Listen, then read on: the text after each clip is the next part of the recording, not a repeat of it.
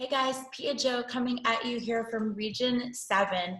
So we just wrapped up our 10 days of the 100 days of this nationwide procession of prayer and worship here in Region 7. So this region includes Alabama, Mississippi, Louisiana, Tennessee, and Kentucky. And so my husband and I had the privilege of actually hosting a tent with a team of incredible people here in Memphis, Tennessee. And we just saw such a beautiful expression of the glory of Jesus displayed in and through his people.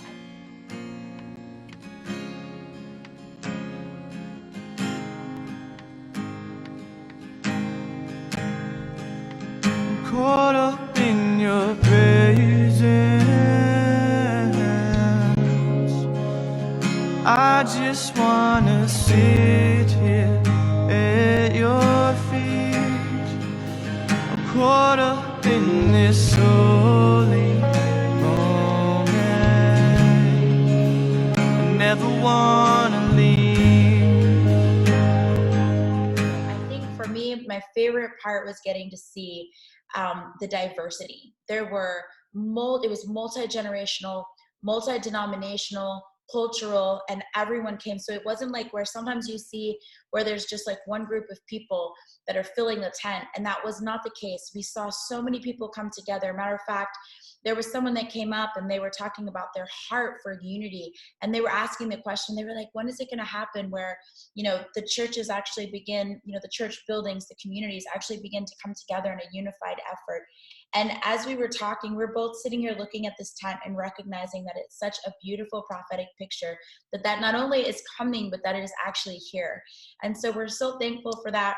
Guys, another thing that stuck out was the number of young adults and youth that were taking part in this, primarily young adults, just so yearning just for an outlet to release creative expression of the glory of God in and through them. It was so inspiring. It was a gift to actually witness. Now, there was another tent also in the state of Mississippi, and I want to encourage you guys to actually go to the Awaken the Dawn Mississippi state Facebook page to watch all of the videos. But I sat after we wrapped up Tent America in Memphis, and then I scooted over to the ATD Mississippi state Facebook page to watch some of this virtual events. What they did, they had 24 hours and then they broke it up into 2-hour slots. And so I just sat and watched and wept at, again, the diversity. I mean, across the board, we went from like robes to pulpits to recording studio, all different styles and ages and genres. It was just absolutely amazing, all just singing a love song to Jesus. And I just felt like, just thankful. And so lastly, I want to share one of the testimonies. And of course, I want to go through a million, but we only have a certain amount of time. But there was a man, and his name was Christopher. And I felt like Christopher really represented the why behind the what when it comes to hosting these tents in outdoor spaces. Christopher walked by the tent late at night. He was drawn in to the tent, but he wasn't sure why. As soon as he stepped foot, I don't want to say as soon, but after stepping foot into the tent, he was touched and encountered by the presence of God. His heart was stirred and he began to weep. My husband, Jason, had the opportunity to pray with Christopher. And then Christopher came back the next day and sat. And as I met him, he shared with me, he's like, I wasn't sure what it was, but I just felt so drawn to the tent. And he said, and I feel like my heart has been set ablaze again. It's been set on fire. And that was his language. And I'm thinking, oh my gosh, thank you, Lord. I feel like Christopher is such a picture. And by the way, then he showed up in church the next morning. Like he actually showed up in church on Sunday morning. And I mean, and this was anyway, I'll leave that there. That was Christopher. Like, just what a beautiful testimony. But I feel like it was the Christophers of the world that we do this for.